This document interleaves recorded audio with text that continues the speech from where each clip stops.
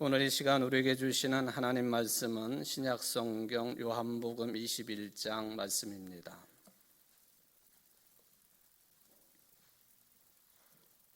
요한복음 21장 15절부터 20절까지 말씀을 봉독해 드리겠습니다.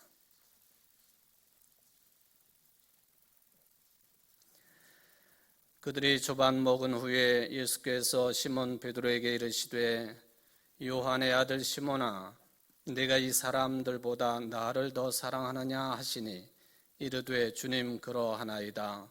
내가 주님을 사랑하는 줄 주님께서 아시나이다.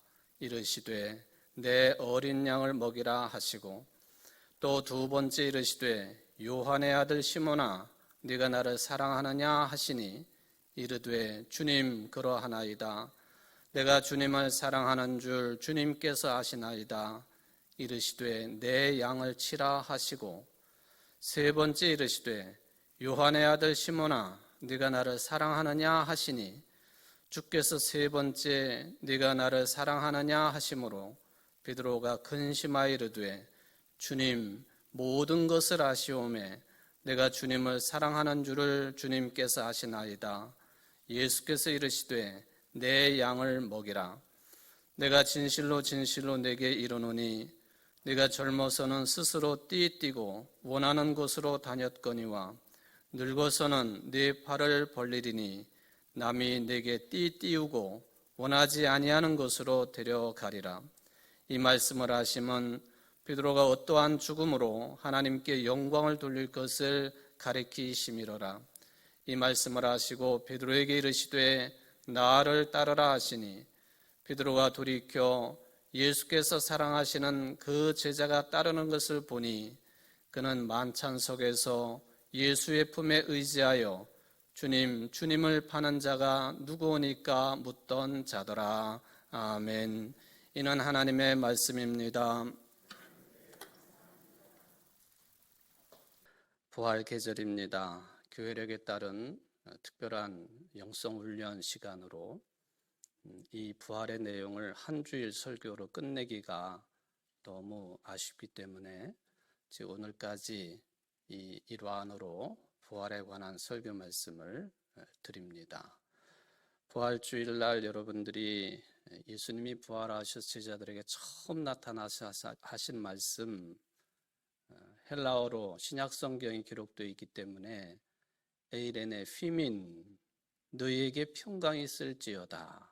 이 말씀이 부활주일 짧은 설교 시간이었지만 주제였습니다. 11일 주일은 예수님의 시신을 모셔놓은 그 빈 무덤을 찾아간 여성들에 관한 말씀을 드렸습니다. 빈 무덤, 그는 여기에 계시지 않다라고 하는 제목이었죠.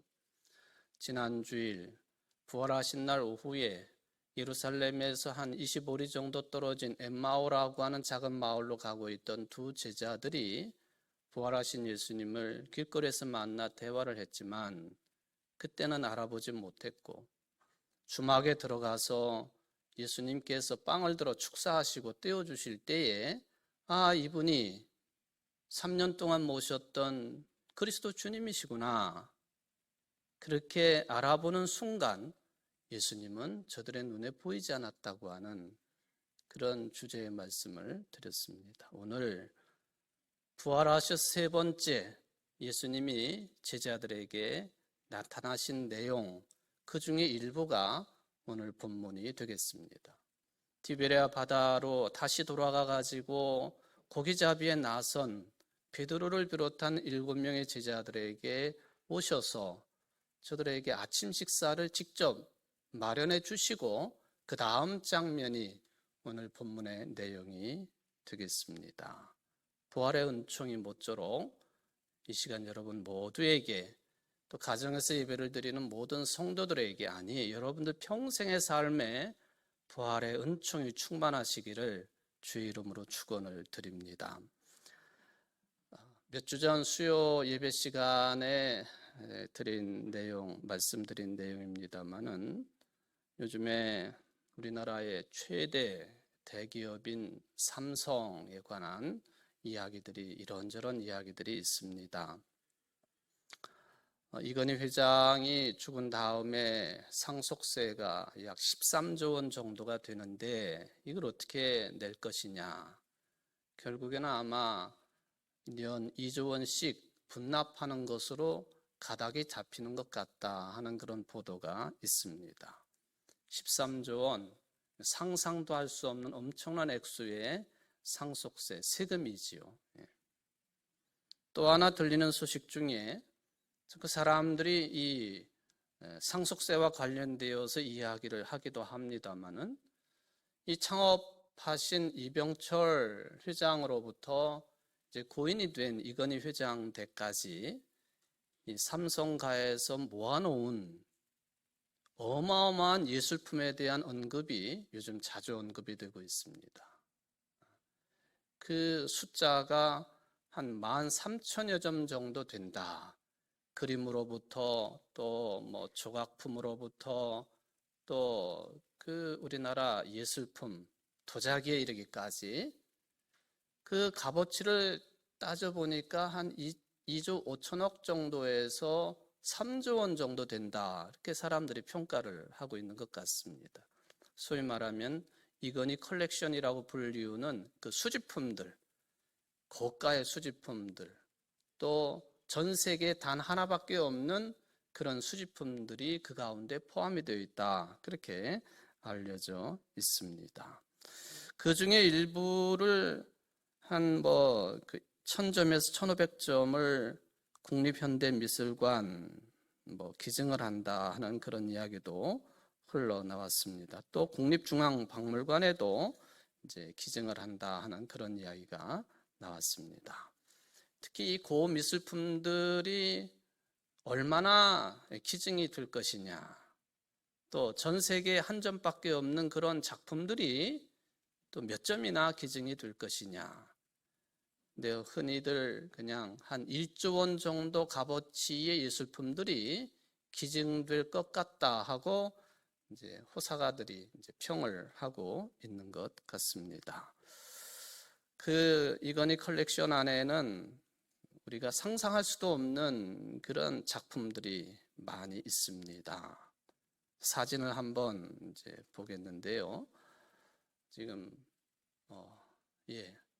세 점만 일단 보여드립니다. 거기 가지 않아도 볼 수 있는 작품들이죠. 그 맨 왼쪽에 있는 건 누구 작품이라는 거 아시겠죠? 이중섭 화백의 소입니다. 가운데는 누구 작품일까요?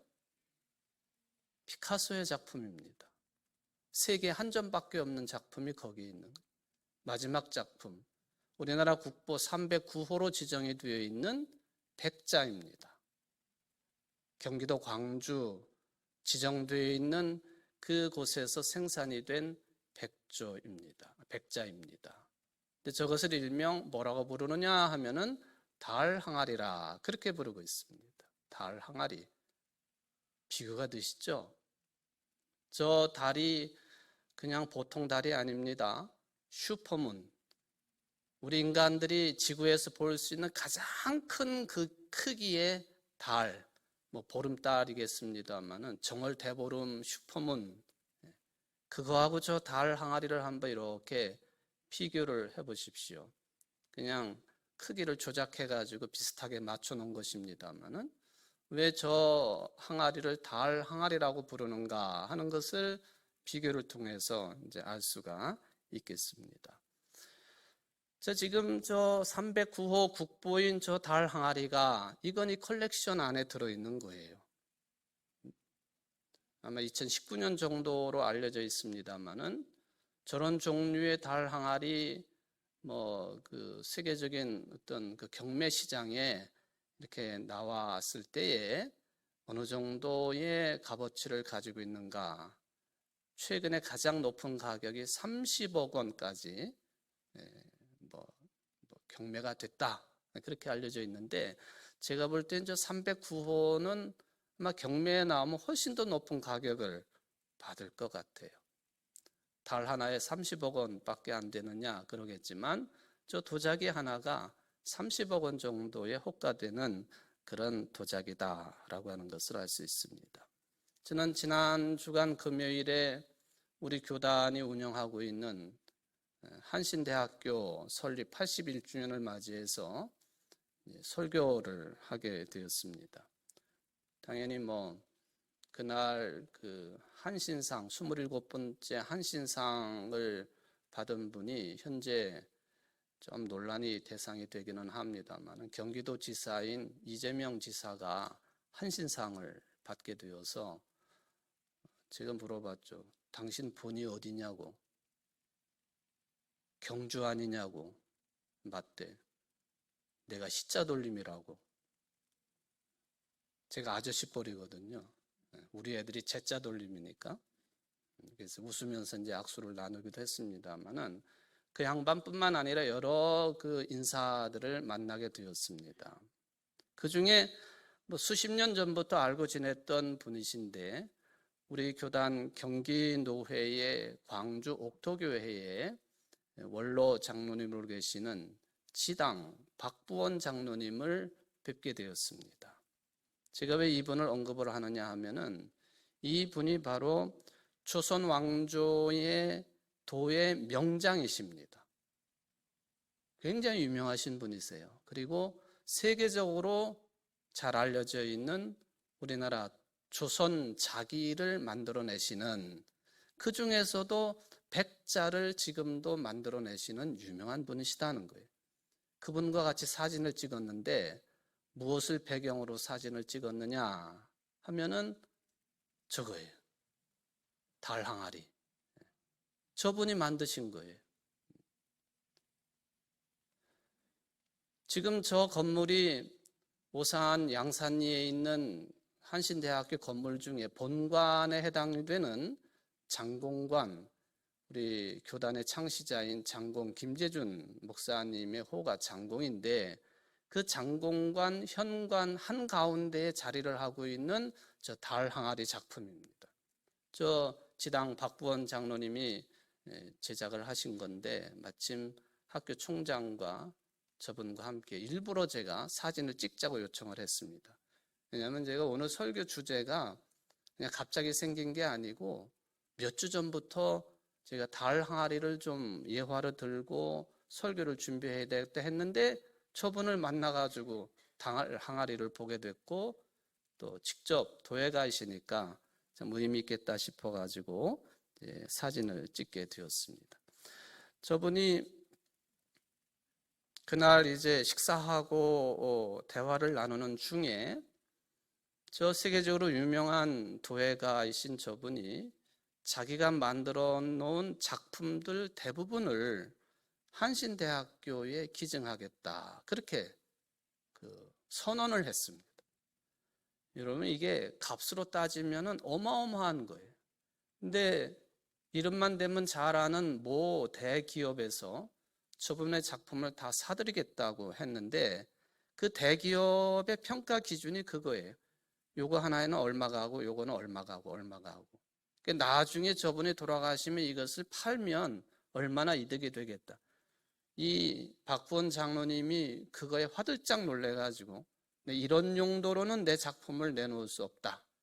이것을 끝까지 잘 보존하고 또 영감을 얻을 수 있는 곳을 찾다가 보니까 우리 교단의 신학교가 포함되어 있는 한신대학교에 내 작품을 다 기증을 하겠노라 하고, 총회장 있는 자리에서, 학원 이사장 있는 자리에서, 총장 있는 자리에서, 그 외에도 여러 인사들 있는 자리에서 선언을 했어요.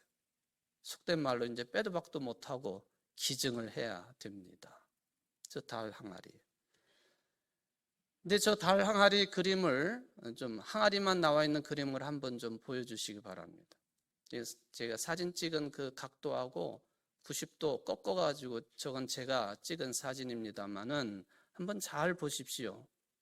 저기 좌우 대칭이 이게 잘 맞춰져 있는지, 저 항아리는 왜 저렇게 가운데가 볼록하고 줄 같은 게 가 있고 울퉁불퉁하며 왜 비대칭일까? 여러분, 그렇게 보이시나요? 고개를 끄덕이시는 분들은 은혜 받으신 분들이고 진짜 그래요. 저 높이가 한 45cm 정도 되고 둘레도 한 45, 아니 둘레가 아니라 지름이 한 45cm 정도 돼요. 저 배부른 그쪽이. 그 이야기는 뭐냐 하면은 보통 저런 도자기를 만들 때에는 흙을 한 덩어리만 물레에 올려가지고 그걸 돌려서 빚어내는 거거든요. 근데 저거는 절대로 그렇게 못 빚어요. 그러므로 대접같이 생긴 흙을 두 덩어리를 위에 하나 붙이고 아래 하나 붙이고 해가지고 그리고는 물레를 돌려가면서 다듬고 깎아내고 속에서 또 다듬고 깎아내고 해가지고 탄생된 게 저 달 항아리입니다. 크기가 너무 크기 때문에 흙 한 덩어리로 못 빚는다. 그리고 한 덩어리로 빚어가지고 어떻게 물레를 돌려서 만들었다 할지라도 가마에 갖다 집어넣으면 그대로 주저앉고 그래서 어쩔 수 없이 두 덩어리를 붙여가지고 한 항아리를 만들다 보니까 배 부분이 줄이 가 있는 것처럼 보이고 조금 운 것처럼 보이고 그렇게 돼 있는 거예요. 그런데 저런 것이 국보로 지정이 되고 또 전 세계 저런 달 항아리는 20점밖에는 없습니다. 그러니까 옛날 달 항아리 말하는 거죠. 현대 도화가들이 박본 장로님도 저것을 최근에 만든 것이고 많이 만들어내지만은 국보급의 보물급의 그런 달 항아리는 전 세계 20점밖에 없다는 거예요. 영국에 최근에 부군이 돌아가신 엘리자베스 여왕이 있지 않습니까? 그분도 한국을 방문해가지고 이 달 항아리를 한 점을 사갔다고 그러는데 사가면서 한 말이 세상에서 가장 아름다운 그릇이라고 평가를 합니다. 뭐가 제일 아름다울까요? 우리가 생각할 때는 매끄럽고 또 뭐 고려 청자처럼 그 곡선이 유연하고 끊김이 없고 뭐 어디를 봐도 360도 돌아봐도 모양이 똑같아야 되고 그런데 저 달 항아리는 360도 빙 돌아서 보면은 보는 각도에 따라 다 다른 모양이에요. 세계 한 점밖에 없는 달 항아리들이에요, 그게.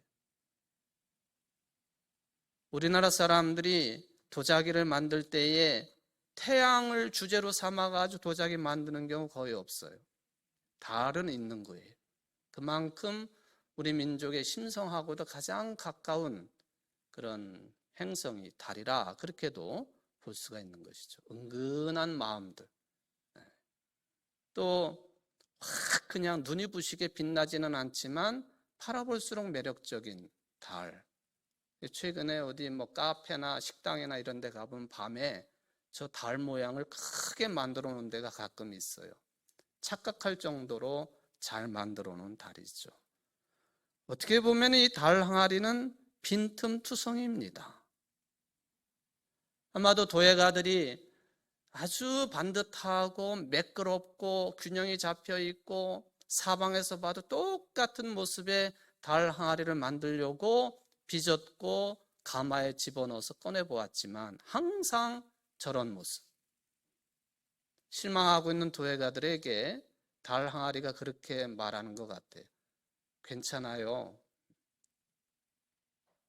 완벽하지 않아도 있는 모습 그대로가 아름답지 않습니까? 괜찮아요.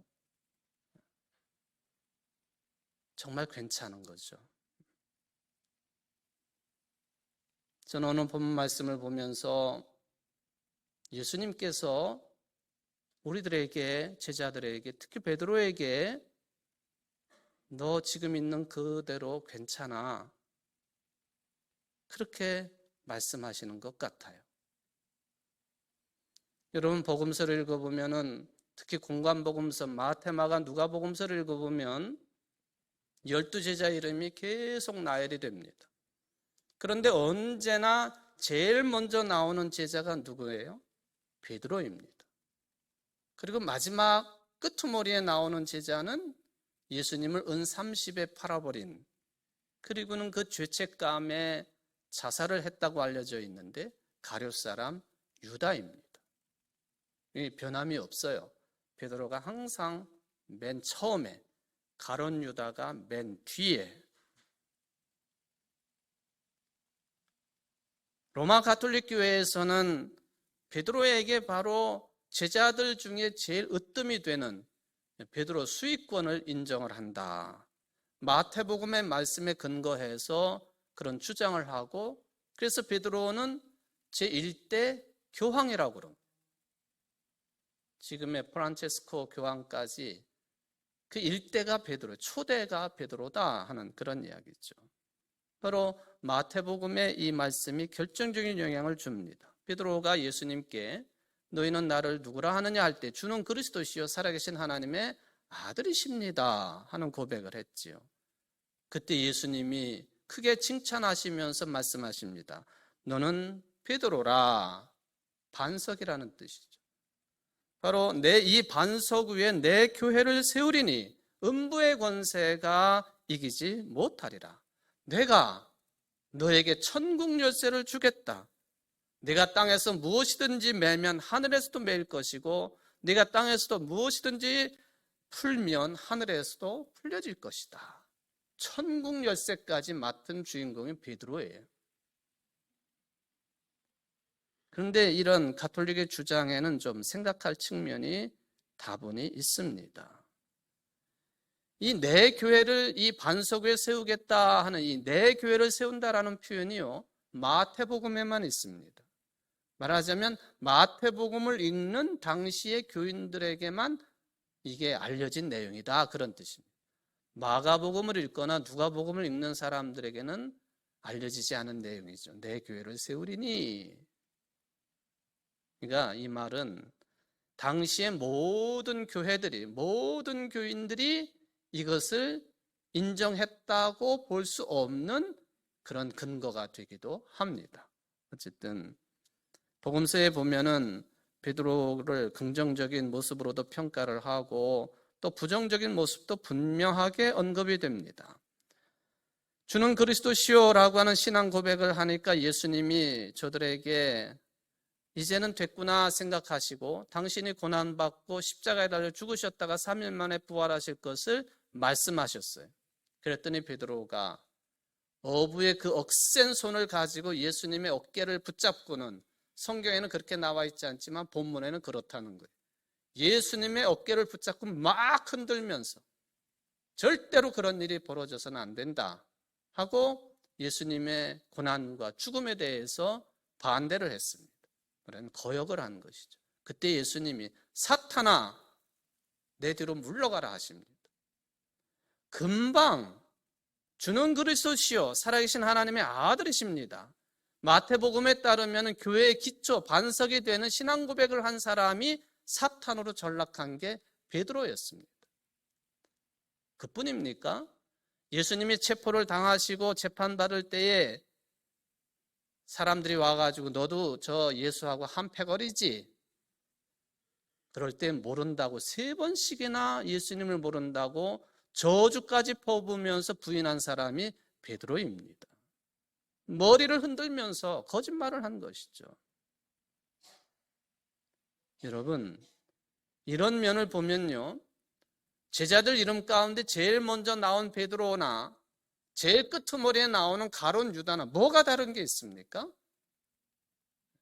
저는 처음이다 마지막이다 별 의미가 없는 얘기라고도 볼 수 있는 해석입니다. 그런데 놀라운 것은 복음서에 기록되어 있는 이 베드로에 대한 평가가 될 수도 있고 언급들이 그냥 베드로 2000년 전에 자연인 베드로에 대한 이야기로만 끝나지 않는다는 거예요. 당시에 12명의 제자들도 다 그 범주에 포함이 되고 당시의 초대교회 교인들도 다 그 범주에 포함이 되고, 아니 2000년이 지난 지금 우리들 신앙인들도 그 범주에 포함이 된다고 하는 사실에 가슴을 칠 수밖에 없는 거죠. 오래 신앙생활을 했는가? 뛰어난 어떤 신앙의 업적을 남겼는가? 아니, 무엇보다도 주는 그리스도시요 살아계신 하나님의 아들이시라고 하는 위대한 교회의 기반을 이룰 수 있는 인물이었는가? 아무 소용이 없다는 거예요. 가룟 유다랑 틀릴 게 뭐가 있느냐 하는 것이죠. 오늘 본문의 내용도 그런 평가를 내릴 만한 일환의 내용이 되겠습니다. 부활하신 예수님이 세 번째 제자들에게 오셨습니다. 조반을 만들어 주시고는 그는 특별히 베드로에게 물으셨습니다. 요한의 아들 시몬아, 네가 이 사람들보다 나를 더 사랑하느냐? 베드로가 주님 그러하나이다. 내가 주님을 사랑하는 줄 주님께서 아시나이다. 이걸 똑같이 세 번씩이나 물으셨고 예수님은 대답을 한 베드로에게 내 양을 먹이라, 내 양을 치라, 내 양을 먹이라. 표현은 다르지만 똑같은 개념의 말씀을 저 베드로에게 하셨습니다. 사명을 주신 것이죠. 우리나라 성경에는 네가 나를 사랑하느냐? 예, 제가 사랑합니다. 네가 나를 사랑하느냐? 예, 제가 사랑합니다. 네가 나를 사랑하느냐? 예, 제가 사랑합니다. 똑같이 사랑이라는 단어가 사용되잖아요. 신약 성경은 그리스 말, 헬라 말로 기록이 되어 있으니 헬라어를 찾아보면은 다른 표현이라는 거예요. 신약 성경에 보면은 사랑이라고 번역이 될 수 있는 네 종류, 적어도 세 종류의 단어가 등장을 합니다. 우리가 잘 알고 있는 아가페, 하나님의 전적인 사랑, 예수 그리스도의 무조건적인 사랑, 아가페적인 사랑. 필로스, 친구나 아는 사람들 간의 우정과 같은 사랑. 또 하나 에로스, 에로스는 언급이 되지 않습니다만 남녀 간의 사랑, 또는 그것을 넘어서서 우리의 모든 예술 활동이나 또 감각적인 활동의 근거와 힘이 되어지는 이 에로스의 사랑, 이게 없으면 문명의 발전은 이루어지지 않기 때문에 에로스는 무조건 배척할 수 있는 내용은 아닙니다. 또 하나가 스톨게, 부모가 자식을 사랑하는 종류의 사랑. 이 네 종류를 우리가 헬라어로 찾아볼 수가 있겠습니다. 그런데 오늘 예수님이 첫 번째 아가파오메, 네가 나를 사랑하느냐? 아가페라고 하는 사랑을 사용하셨어요. 베드로가 답변합니다. 주님, 저는 필로스 사랑합니다. 두 번째, 아가파오메, 네가 나를 아가페적인 사랑으로 사랑하느냐? 두 번째, 주님, 필로스로 사랑합니다. 세 번째 질문하십니다. 그러면 네가 나를 필로스적인 사랑으로 사랑하느냐? 예. 근심하면서 당신이 아시오니 내가 당신을 친구 간의 우정의 사랑처럼 필로스의 사랑을 합니다. 아가페로 두 번 물으시고 마지막에는 필로스로 물으시고 베드로는 처음부터 끝까지 필로스의 사랑으로 답변을 했습니다. 왜 세 번씩이나 물으셨고 또 마지막에 세 번째 질문은 아가페로 묻지 아니하시고 필로스로 물으셨을까? 우리 한글 성경 가지고는 그게 구별이 잘 안 되니까 여러분 왜 그런 것 같아요? 본문에 보면은 네가 이 사람들보다 나를 더 사랑하느냐 하는 표현이 있습니다. 네가 세상의 수많은 다른 사람들보다도 나를 더 사랑하느냐? 이게 하나의 해석이고요. 네가 여기 7명의 제자들이 있는데 베드로 특히 너 이 6명보다도 나를 더 사랑하느냐? 두 번째 해석입니다. 세 번째, 내가 이것들보다 나를 더 사랑하니? 내가 버린 배보다도, 고기 잡는 배보다도, 고기를 잡는 그물보다도, 그리고 세상 살아가는 데 필요한 그 어떤 것보다도 나를 더 사랑하니? 돈보다도 나를 더 사랑하니? 이게 이 사람들보다도 나를 더 사랑하느냐 하는 이 질문 속에 포함되어 있는 의미입니다. 수많은 사람들보다도 네가 나를 더 사랑하느냐? 나로부터 부르심을 받은 이 제자들 몇 명이 있는데 이 사람들보다도 나를 더 사랑하니? 내가 세상을 살아갈 때 필요한 수많은 일들이 있고 수많은 물건들이 있고 뭐 있는데 그런 것들보다도 나를 더 사랑하니?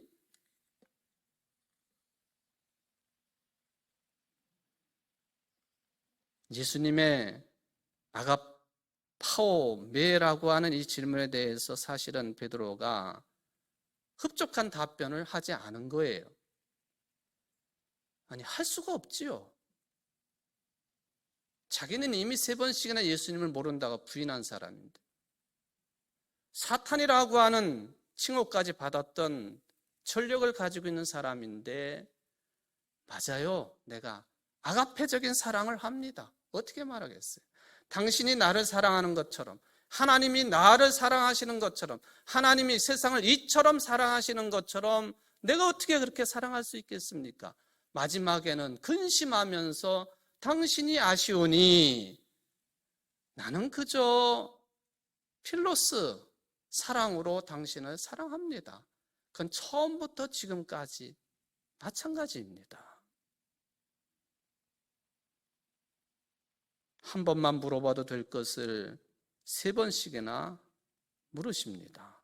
잔소리처럼 들리기도 합니다. 여러분, 가정생활하면서 부부지간에 아내가 남편에게 나 사랑하느냐고 자꾸 물어보잖아요. 남자들은 되게 귀찮아해요, 그거. 저만 그런가요?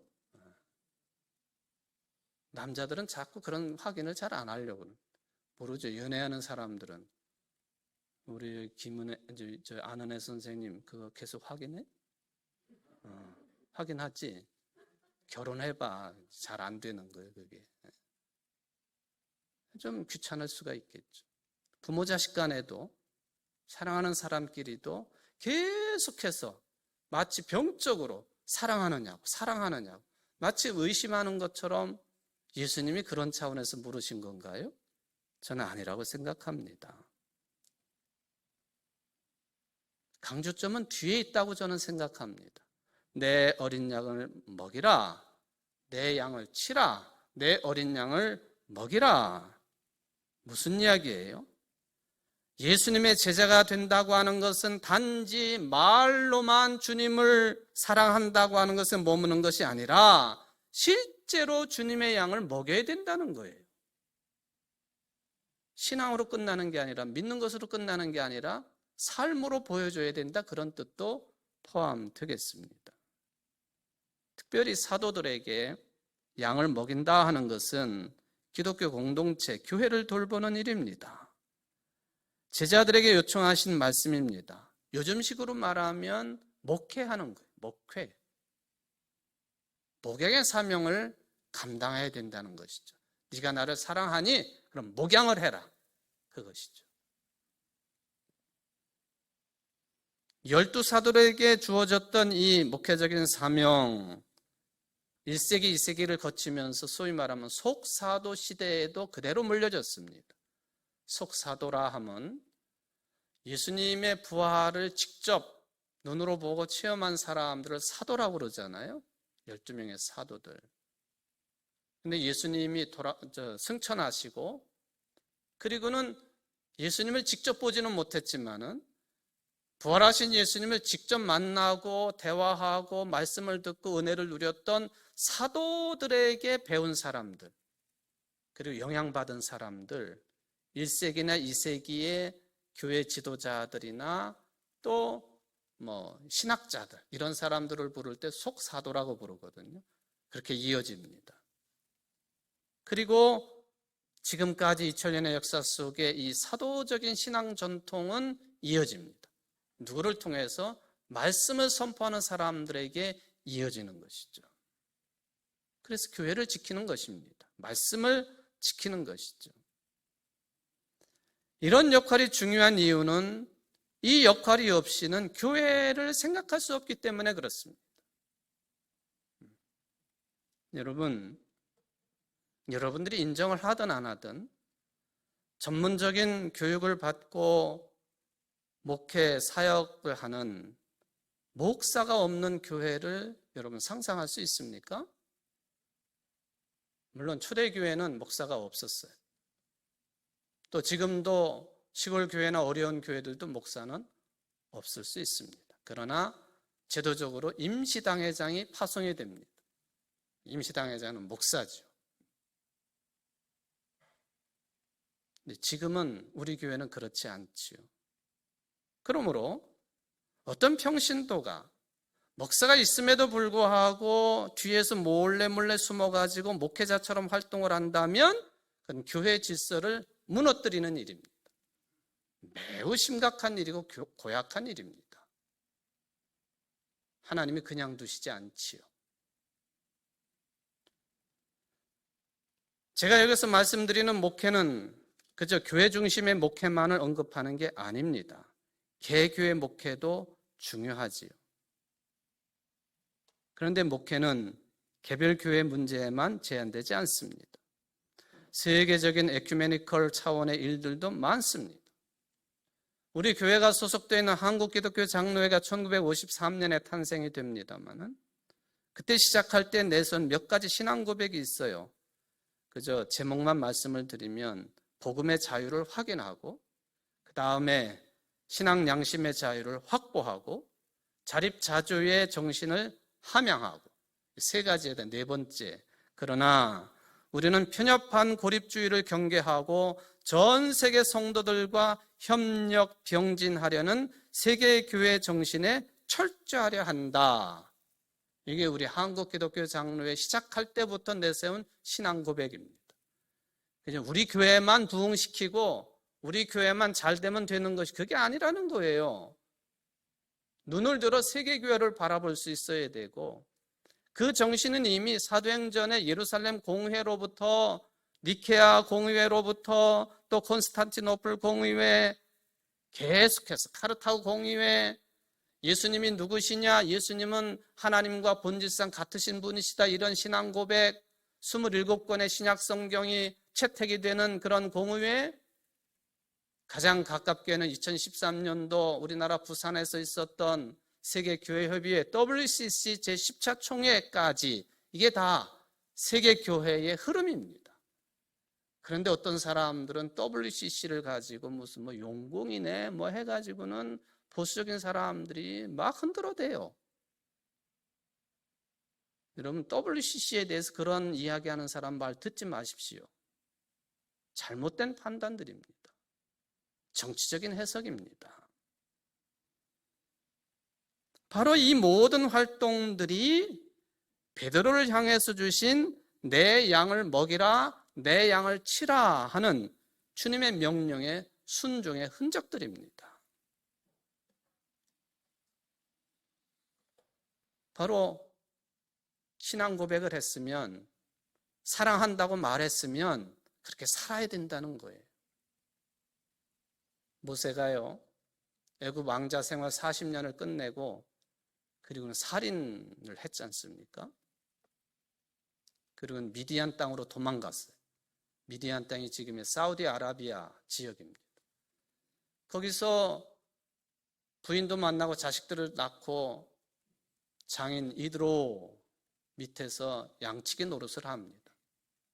40년 세월이 또 지났어요. 80살이 되었을 때 모세가 결심을 합니다. 내가 평소에 다녔던 이 광야길을 지나가지고 한번 들어가 보겠다. 광야를 지나서 내가 한번 가봐야 되겠다. 그래서 들어간 곳이 호렙산, 하나님의 산이었습니다. 그랬더니 가시떨기 나무가 막 불꽃이 일어나는데 타지도 않고 냄새도 없이 이 신비한 장면을 목격했습니다. 그때 모세야 모세야 하고 하나님이 부르십니다. 이 부르심에 모세가 대답하지 않았더라면요 지팡이도 주어지지 아니하고 그리고 해방의 위대한 일꾼이 될 수가 없었을 것입니다. 모세야 모세야 하고 부르시니까 모세가 히브리 말로 답변을 합니다. 힌내니 예 제가 여기 있습니다. 주님 부르셨습니까? 제가 여기 서 있습니다. 힌내니 그렇게 답변을 해요. 그러니까 하나님께서 여기는 거룩한 곳이니까 네 발에 신을 벗어라. 그리고 모세는 민족 해방이라고 하는 사명을 부여받습니다. 여러분, 교회 일은요, 하나님이 부르실 때, 예, 부족하지만 제가 여기 있습니다 라고 응답할 때 일은 주어집니다. 대답하지 아니하면 일이 주어질 수 없는 거예요. 결단이고 행동이지요. 모세가 그렇다고 완전합니까? 살인자였잖아요. 베드로가 완전했습니까? 예수님을 모른다고 3번씩이나 부인했잖아요. 사탄이었잖아요. 그런데도 하나님께서는 모세를 들어 쓰십니다. 여기 제가 서 있습니다. 하나님, 저를 도와주십시오. 이사야가 성전에서 하나님을 배울 때 이제 나는 죽었구나. 제단 숯불이 이사야의 입술을 지지고 그럴 때 저를 보내십시오. 사도들도 다 마찬가지였습니다. 히브리 말로 말하면 흰내니. 요즘에도 천주교의 신부들이 사제 서품을 받는 순간에 주교가 호명을 합니다. 누구누구 그리고 세례명 우리 교회에 순교하신 예를 들면 오반지 바오로 하고 부르면은 아숨 하고 앞으로 나가요. 라틴어입니다만은 아숨, 예, 제가 여기 있습니다. 대답하지 않으면 사제가 될 수 없는 거예요. 대답하지 아니하면, 내 양을 먹이거나 치지 아니하면, 교회를 돌보지 아니하면 하나님의 사람으로 세워질 수 없다는 뜻입니다. 그런데 그렇게 세워지는 사람들이 다 살인자였고 흠이 있는 사람이었고, 여러분들 사진에서 봤던 것처럼 달 항아리, 주름진 달 항아리, 삐뚤어진 달 항아리, 좌우 대칭이 안 맞는 달 항아리, 360도 돌아가 봐도 모양이 똑같지 않은 달 항아리예요. 그런데도 귀한 대접을 받습니다. 성서의 정신이고 하나님의 은총입니다. 주님 부르셨습니까?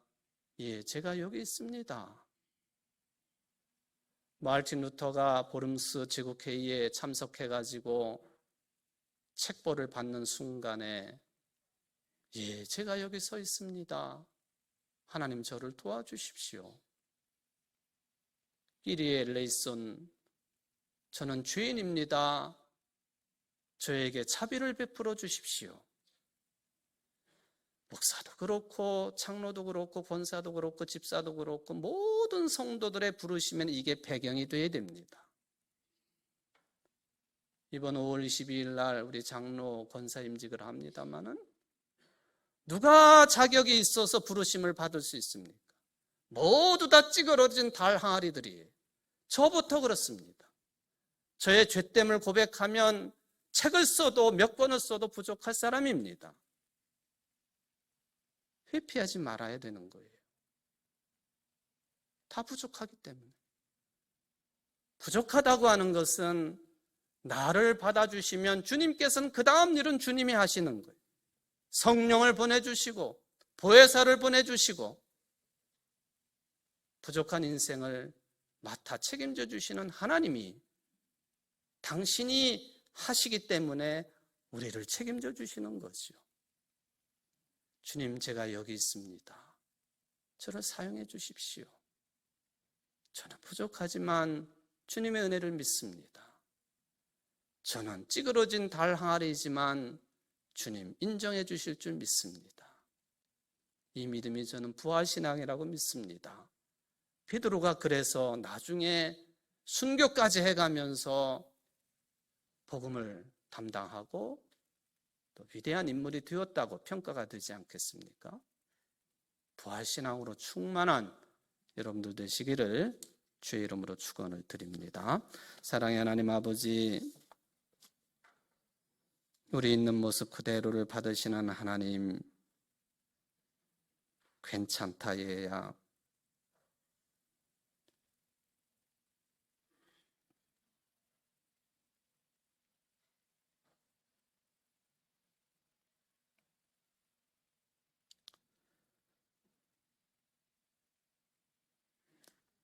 정말 괜찮다고.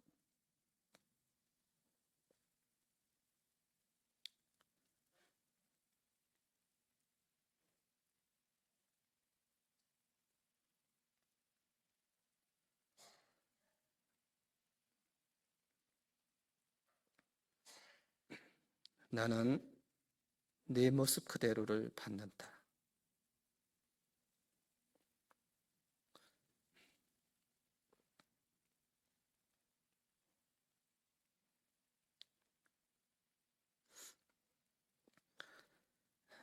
이 은혜가 아닐진데 우리가 어찌 예배 자리에 올 수 있고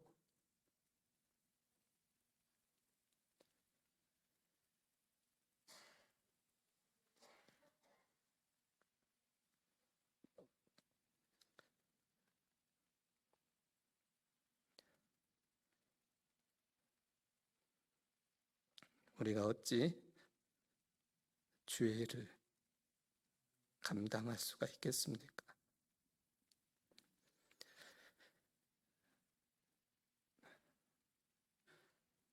내 모습 있는 그대로를 받으시는 주님, 그래서 감사하고 기쁘고 기도할 뿐입니다.